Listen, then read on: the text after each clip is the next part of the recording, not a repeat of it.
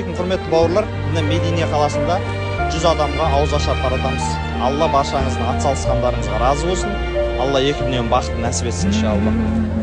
يا من صليت بكل الأنبياء، يا من في قلبك رحمة للناس، يا من ألفت قلوبا بالإسلام، يا حبيبي يا شافعي يا رسول الله، بأمي وأبي فديتك سيدي، صلاة وسلام عليك يا نبي حبيبي.